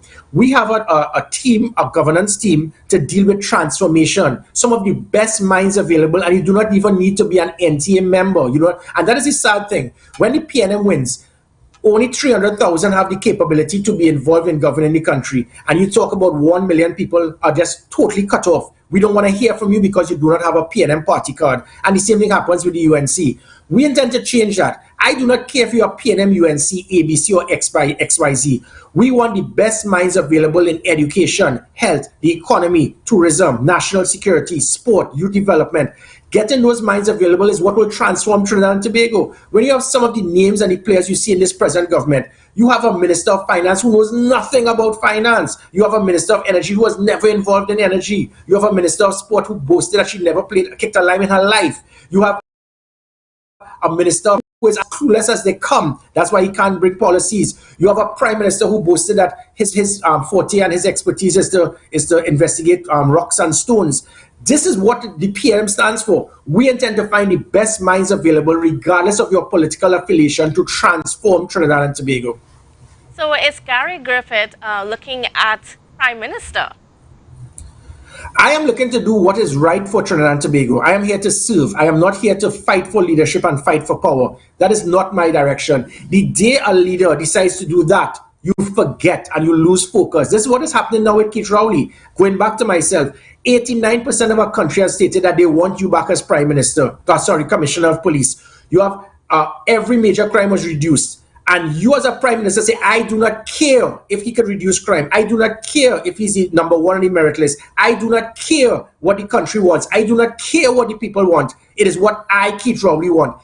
That ego, arrogance, dictatorship is not what the country needs in leadership. What you need for good leadership is someone who is willing to serve, someone who is willing to give their life for the country. I am just here to serve. If this is what the country wants, fine. If not, and they would like me in another direction, I will do so. That is the only reason I reapplied for the position as Commissioner of Police, because the vast majority of the country, there were 13 polls done by different arms of the media, and it varied from 86 to 95% demanding that I reapply. But now to that 86 and 95%, understand that me reapplying, I did that knowing fully well that the arrogance of Keith Rowley will ensure that it will never happen, which is why I never needed to step down as political leader of the NTA, because I understood the character, I understood the nature of the beast. He will not change his ways. He will not care what the people want. He will not care what is better for the country. He will not care about putting someone who can ensure that someone's life can be safe. He doesn't care about that. It is me, me, me. And I, Gary Griffith, I'm not going to be like that. I am not going to put my views over the rights of the country. What the country wants of Gary Griffith is how the direction Gary Griffith would go. All right, Mr. Griffith. Well, Mr. Griffith, I just want to thank you so much for being on set with us. Well, we had a wonderful discussion, a very lengthy discussion this morning on several topics. It's some interesting developments, especially where the Prime Minister is concerned and where the crime situation is concerned. Because at the end of the day, while there's all this back and forth between yourself and the Prime Minister and a lot of these other people, it's the population that is under pressure at this point in time from the crime situation.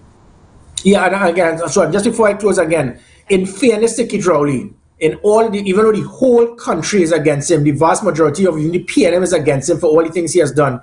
Keith Rowley is not a bad man. Let me clarify it. I know the individual. He is unfortunately very naive.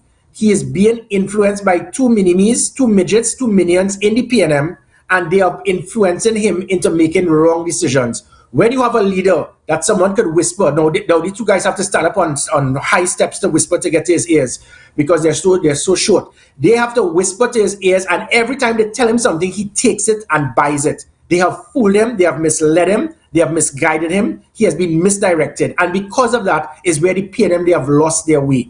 And because of that, that is the problem that is taking place with the PNM now. Keith Rowley is being influenced easily by two individuals. And that is what happened with myself. The misinterpretation of him trying to say that is because of firearms and Bayside, that is a lie. Because up until June last year, he directed Faris Alwari to change the law for me to act. when these two minions whispered in his ears all sorts of lies, instead of speaking to me as a big man, Gary, this is what I have heard. I would have done polygraph tests to show to him that these minions have lied to him. He did not. Typical Keith Rowley, what went with it, and now the country is paying the price. So again, after 60 years in this country, the biggest mistake Trinidad and Tobago has ever made was appointing Keith Rowley as Prime Minister. All right, well, on that note, that's how we're going to have to wrap this interview. And again, thank you so much, Mr. Griffith, for being on with us. It is always a very, very interesting discussion whenever the former Commissioner of Police, Mr. Griffith, is on with us. And of course, we will be connecting with him as the weeks and months go on. And as you heard from him, the growth of the National Transformation Alliance, which is the political party which he is leading at this point in time. And as he said, as he mentioned, there are going to be some more names rolling out in the next coming days and weeks. So we're looking forward to see, what movements he's making, what inroads he's making, and, what kind of an impact he will be making on the population as towards the change of that political administration that we have right now. So viewers, we're getting ready to wrap this show, but before I go, I just want to touch on just a situation with WASA. For those of you who did not hear this morning, WASA is having some issues. We had a lot of rainfall over the past week, I should say. Pretty much every day has been quite a bit of rainfall, and it has gotten, the reservoirs are overflowing, but because it is too much water for the water treatment systems to handle at this point in time, that together with leaks at various parts around the infrastructure, several leaks in pipelines, it's affecting the service that customers are getting throughout the island, I should say. Right, so mostly those on the western end and towards going up to Mariah, those places. So anywhere in between, if you are facing water problems, it is because WASA is having problems with their infrastructure. Now, so again, got a lot of interesting things developing now. We'll be following also what's happening in New York.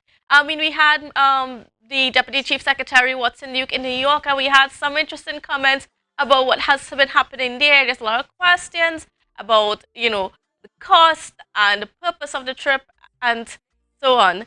But, viewers, we'll be bringing to you more information on that as we go ahead. But also look out for us, Tobago Updates. We're going to be at TIC. TIC opens, that's the Trade and Investment Convention. It's open this evening, and we're going to be there in the morning as well. So we're going to be doing GMT from Trinidad. So I'm going to bring to you Tobago's input and expo, or Tobago's display tomorrow at TIC. And additionally, before we sign off, now I also want to put this disclaimer out there, and that is that Tobago Update is its own media entity. We are not associated with any other media house in Tobago and in Trinidad, so we are our own. So please, if you are calling to do advertisements or to book interviews, make sure it is not through any other media house, but only through Tobago Updates. Again, Tobago Updates is its own media company, so it's separate and apart from everything. And of course, we are certainly the best. We are certainly number one. Our morning show is number one in the country, and not just the country. We have impact all of the Caribbean. So a special good morning to all our brothers and sisters who are listening on our regional neighbors. We are so happy that you can join in every day with us. We see the comments, we get the messages, and we really appreciate you all for being on with us and for the love and support. We are going to continue doing our best, and that is why you all should make sure that you are dealing directly with us when the time comes. All right, viewers, well, that's it that we have for the show this morning. It was a pleasure. Have a wonderful, safe, and productive day, and we'll see you again tomorrow morning. Bye for now.